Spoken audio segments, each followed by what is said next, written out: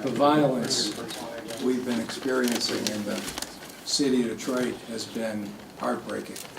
We've seen attacks on women, we've seen attacks on the LGBT community, we've seen random drive-by shootings, and to turn back this violence, it's going to take our entire city, the police and the community together to say once and for all that this violence is just not acceptable.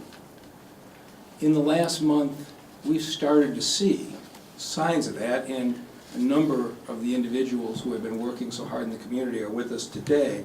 But even in tragedy, we've seen signs of hope. On May 15th, Elizabeth Laird was abducted from the Parkview Apartments, and her body was tragically found in a dumpster. 2 days later, the Detroit police had identified the killer, and 3 days later, had him under arrest. On May 5th, we had a shooter randomly shooting a crowd in Greektown. 1 day later, the police had him identified. 2 days later, he was under arrest. On May 22nd, a story that you all covered, Nathan Garrett was killed, we believe, for his Cartier glasses. Within a week, the suspect was identified, arrested, and charged.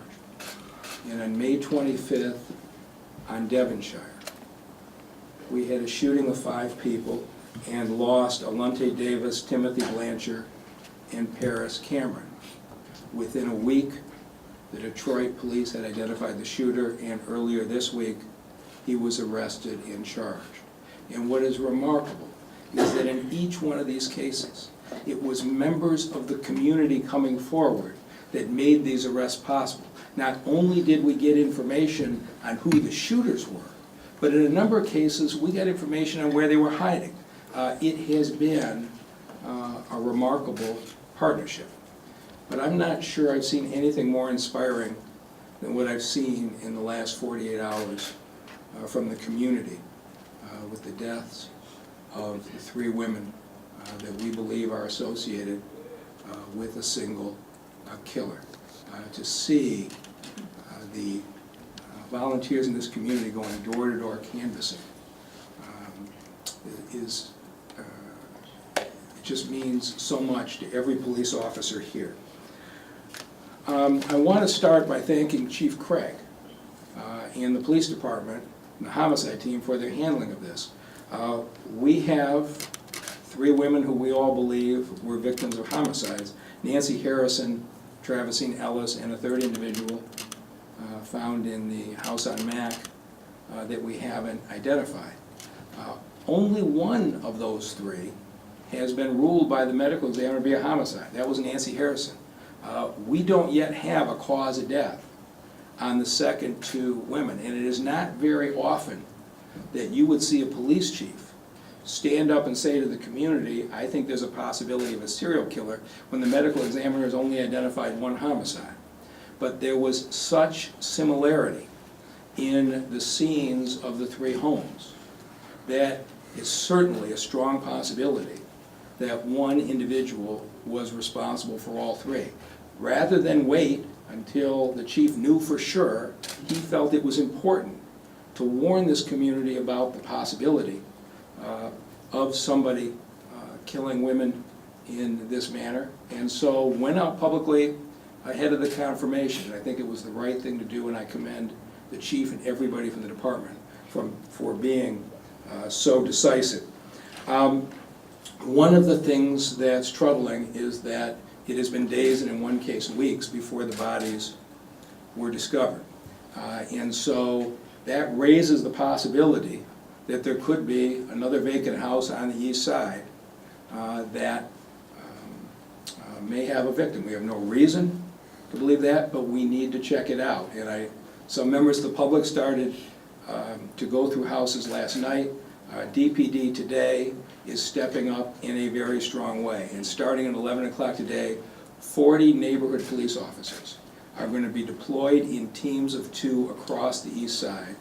They are going into every open and abandoned house in the east side over the next 2 to 3 weeks and going to make certain that we do not have any more victims. Then, once the Detroit Police Department have certified each house as being appropriate for board up. Our 8 board up teams are going to come through and board up those homes. Some of you might remember I promised that by the end of this year, every house in the city would either be demolished, occupied, or boarded. Our board up teams have boarded up 19,000 houses in this city. We have 2,000 to go. 1,000 on the east side and 1,000 on the west side. As of today, we are putting those 8 board up teams on overtime. They're going to be going 6 days a week, and we have a goal to have every single house on the east side boarded up by the end of July, and every house in the city boarded up by the end of September. And as the neighbors know, once you boarded up a house, there are times when somebody pries those boards off, and when that happens, generally people are up to no good. And so we are, at the end of September, going to add an app to the Improved Detroit app that will allow you to report when somebody has gone in. But for today, if you see individuals pulling boards off of a home, we'd like you to call the TCRU unit of the Detroit Police Department at 313-267-4600, and we'll get that out to you. But if you see people pulling boards off, we want to make sure we will come out and respond immediately. It doesn't do any good to board them up and then have them come back down. The other thing, though, is that we have to remove the blight from this community. It has been a plague on this city for far too long. And so, told you by the end of fall, there will be 21,000 houses boarded up. We believe 3,000 of those can be renovated and sold. 18,000 have to be demolished. This week, we knocked down our 18,000 house. We are exactly at the halfway point, and we are knocking down houses at the rate of 3,500 to 4,000 a year, 4 times faster than anybody else in the country. We are pushing these contractors as fast as they can be pushed, and over time, you know, we've been criticized for pushing them too fast, but this is the reason. Getting these houses down is absolutely critical. And so I will always be appreciative of the Treasury Department and the $265 million in federal money that has gotten us this far. And that money will last until the spring. But those monies have come with great restrictions. We can only demolish in federally approved zones. We can't demolish houses that the land bank doesn't already own. And so the 3 houses where the women were found, all of them were in areas that the federal demolition money could not legally be used to demolish. And so, as I proposed last week, and we're going to push forward on it quickly, we do want to go out for a $200 million bond issue in March of this year. We're going to go to the voters. We can sell those bonds because of the city's improved financial situation without raising taxes on anyone. And between that funding and the other funding that's been set aside, we can get every abandoned house in this city down in the next 5 years. Last week I was at a meeting where a teacher gave me a number of handwritten notes from elementary students at Thurkle. And I sat and read every one. They sat down and hand wrote them, what do they want to see? And some of them you'd expect from kids anywhere. I want more field trips for my school. I want a soccer field near my house. I want new rims on the basketball court. But most of them talked about how scared they felt living in an area that had these abandoned houses. We have to make eliminating blight from these neighborhoods critical priority, which is why we're going to go to the voters in the spring and finish the job. And so I want to thank everyone up here for the efforts that they have made so far. I have been extensively briefed over the last few days by the entire homicide team, and I am extremely impressed with the thoroughness and the professionalism. And at this point, I'd like to introduce the person who's leading that, Chief James Craig. Chief? Thank you. Thank you, and good morning. I will tell you, I'm very encouraged now. I'm encouraged for so many reasons. First of all, I want to thank the mayor for his leadership. Certainly, having been a chief in a number of cities, to have a partner who understands the work makes life so much easier. But I'm very fortunate to have a team, and I'm talking about from our neighborhood police officers, our investigators, and the mayor illustrated the just phenomenal work that they're doing. It's just, I'm speechless at times. But they work hard, they relentlessly follow up, and just do a great job. I'm also encouraged our neighborhood police officers have already demonstrated the great work that they do each and every day. And so certainly under the leadership of Deputy Chief Todd Bettison, I know that we're going to make tremendous inroads. So I want to talk briefly and just highlight someone I had an opportunity to work with throughout my policing career, an educator, a visionary, Professor George Kelly. Coming up in policing, one of the big issues that was known was broken windows. And so I'm going to read a brief quote from George Kelly. If a window in a building is broken and is left unrepaired, all the rest of the windows will soon be broken. Now we look at that, and that seems very simplistic, but we know when we look at our Green Light initiative, they started at the very beginning trying to identify those places that could be viewed as safe havens. Those places where community members could go if they needed help. Those places that are most unlikely to be places where violent crime was committed. That's broken windows. And so the mayor and I and the rest of the DPD team several weeks ago started to talk about our spike in violence. We had a couple of bad weeks, and as much as we are making progress, we all feel that more needs to happen. And so we started talking about the unoccupied, abandoned homes across the city, the blight. And so as we discussed it, the mayor and I and the team, what if, and the mayor likes to say, what if we focused on those areas, the calls were coming in on crime, what if we were focusing on the areas where we've seen this spike in violence? What if? The what if is it can work. And so what we're doing today and what we're talking about today, by focusing in on an area where these three tragic situations have happened, makes good corporate sense. I believe that as we continue this work, our partnership with Building and Safety, General Services Department, and our neighborhood police officers, I believe as we harden the structure, harden the target, make our communities safer, crime will dissipate. I believe it. I believe it in my core. I've seen it in other situations on a much smaller scale, but I can tell you I've not seen anything of this magnitude. The kind of work that we're embarking on, I believe, is going to really make a profound difference. You can hold me to it, and I know you will. But I'm excited, I'm encouraged. I want to also thank our community volunteers. You know, what's so interesting about this great city, the people that, when there's a crisis, we stand together, we fight together for one cause. People have said we're fed up, we're tired, and so when I announced that I believe we had the makings of what appeared to be a serial killer, this community stepped up without hesitation. Even those members, those community leaders that don't necessarily agree with one another, they said, we want to get involved, we want to work. And so I just want to thank all of our community leaders that are standing with us today. From Passimo, Detroit 300, to name a few. Tafari Brent is not here today, and I know I'm going to miss a few. Vu, thank you. We're coming together, and I think this relationship is what makes a difference in this city. We know about the 3 locations, but there's one, we talk about the 3rd location involving the one victim.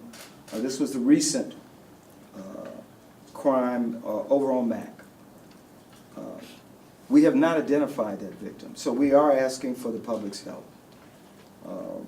And so what we do know, and what the victim is described as, she's an African-American female, approximately 5 foot tall, roughly 100 pounds.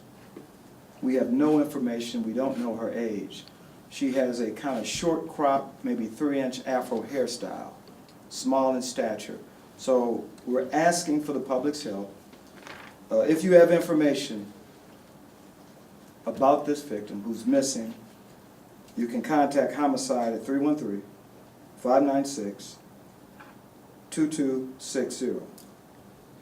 And I just want to be clear, our number one priority is the safety of all members of our community. Every member of our community.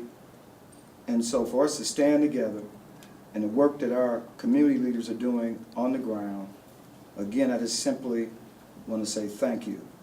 So I'm going to turn it over to Deputy Chief Todd Bettison, who's going to really go into a little more detail as how the neighborhood police officers will work in the coming days and weeks. Thank you. Thank you, Chief. Hello, everyone. As the Chief said, I'm Deputy Chief Todd Bettison. My role is Chief's Neighborhood Liaison, working very closely with the community, overseeing the neighborhood police officers. So the neighborhood police officers will be deployed to search and clear houses prior to boarding. We will work in concert with the Department of General Services and the board-up crews. We're going to start today at 11 a.m. and we're going to have 3 site locations. The locations that we'll rendezvous at will be I-75 in Coventry, second site will be Lyndhurst and Shaner, and the third site will be Mack Avenue in Mount Elliott. As you know, that those are the locations in the vicinity where victims were found. We will start there and we will work our way out and work until we actually clear all the houses. We expect to have that completed at the end of July. This will be a 6-day-a-week operation, and our neighborhood police officers will be out there and we will get the job done. I want to thank the community members who have been out there to those same locations, and they have been operating from an awareness approach, notifying the community, making folks who are aware, because everybody, to my surprise, is not aware of what's going on. So, thank you, and also a special thanks to Fuqua Bay, the Moore Science Temples, because Mr. Bay said, hey, you know what, we would even help you go into abandoned houses and search. I said, Mr. Bay, thank you, but what we're asking for, and taking your suggestion also, is that the houses need to be boarded up after they're searching. So taking it a step further, we don't want the public or the community going into those houses. We will send our police officers into the houses in pairs because there's safety concerns going into those houses, and we don't want to put our public at risk, but we do need our public support to reach out and continue to help make folks aware. Thank other community members as well. It's too many to name, but everybody has put egos aside and has worked together for a common cause, and I thank you all. And also standing behind me is OJ from Eyes Wide Open. I know he was out there last night as well. OJ, if you could please raise your hand. Thank you, sir. And at this point, of course, a staple in the community, you always know them by their orange shirts, the Detroit 300. They're there for everything. And at this point, I would like to acknowledge the president, Eric Ford, but speaking on behalf of Detroit 300 today will be Martin Jones. Mr. Jones. Thank you, sir. All right. Good morning, everyone. First of all, I'd like to definitely thank our mayor for his input and for allowing his team, his Detroit police officers, Chief Craig, Deputy Chief Bettison, as well as a number of the other officers that are amongst one of the finest police departments in the entire country. They've worked diligently with Detroit 300 as well as the other community organizations across the city to help to bring justice to a number of families that have suffered under violence across this community. This is something that's taken place for a number of years. We've been sick, we've been tired of it. Every time we open or turn on the television to watch the news, we've been disgusted, especially here recently at the number of murders and the level of violence that's taking place all across this community.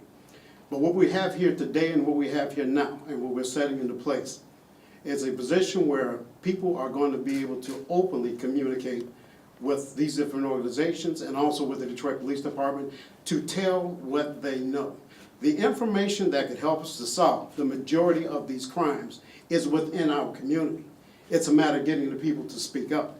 One of the efforts that we've made is to go door to door and to make personal contact with the citizens of the city of Detroit, whereas we've been able to obtain a great deal of information that we forward to the Detroit Police Department to help with their investigations. They cannot do it alone. The Detroit Police Department cannot do this job alone. They have to have help. The resources are right here within our own community to determine the destiny that we have ahead before us. Resources meaning that the people that are in the churches, the different community organizations, and all of us as a whole, we have the resources to get what we need done to stem the tide of violence that's taking place over our city. We should not have to live in fear. We should not have to worry about our sons and daughters on the way to school in the mornings. And we can change that by getting the men in this community to step up, getting the women in this community to step up, to be vigilant about coming out of their homes, watching out after their neighbors, watching after their neighbors' homes, watching after our senior citizens who are some of the most vulnerable in our community. But this is something, an effort that I believe is on a scale like never before, bringing everyone together, excuse me, under a very large umbrella to be able to address all of these issues. I'm looking forward to the day when these crime statistics sincerely drop and we make a difference. We want to make this plan of action that's been displayed to you today a plan of action that's going to be a model, not only for the city of Detroit, but for the country. We want the people across the country to come to Detroit to find out what it is that they're doing to address the crime and how do they bring these crime numbers down in the city of Detroit. When I talk to other people that are in different states, they also talk about how the same things that are happening in this city, where they're from Detroit, they're talking about how the same things are happening in the cities where they live at, whether it be to the south, the north, the east, or the west. These very same things are taking place. We want to build that model so that they have something to follow, so that we can reduce this crime all across this country. We want this to be that model, and we're going to perfect that model right here in the city of Detroit. It starts with the 3 locations that the police chief named. In particular, we've been to all of those locations. We had a network of people out in the streets, engaging the neighbors, knocking on doors, passing them information, because this is a very great opportunity to pass information on to them about the things that are taking place within their neighborhoods, which, as Deputy Chief Bettison described, people don't know what's going on in the neighborhoods. I don't know if they don't read the papers, if they don't have a television to where they can get the news. I don't know what the case may be that you don't know what's going on in your neighborhood.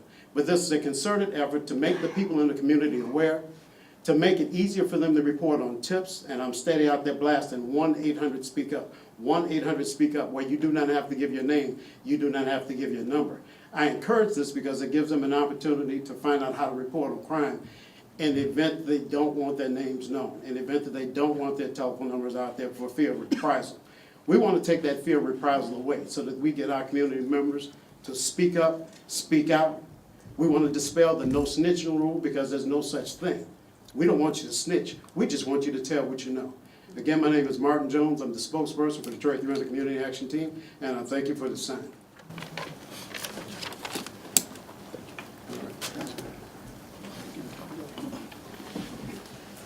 And at this point, I know we can't do it alone, and we have members of City Council here as well. And I'd like to bring up Councilman Scott Benson and also recognize Councilman Andre Spivey, who's here as well. Scott Benson. All right, thank you, DC. Just want to say today I'm saddened that we are coming together for the results of this disgusting situation. I am, however, buoyed by the community's response to this case and how our residents are wrapping their arms around the family. And I just want to reiterate that we all have to be part of the solution and looking out for all of our residents, just as everyone has said here today. And I just really want to say thank you and commend the efforts of all of our community residents, especially Detroit 300, Detroit Police Department, as well as New Era and others who are committed to helping find and bring justice to these senseless murders. And so if you hear something, if you see something, call 911. It's up to all of us, and we all have to be part of this solution.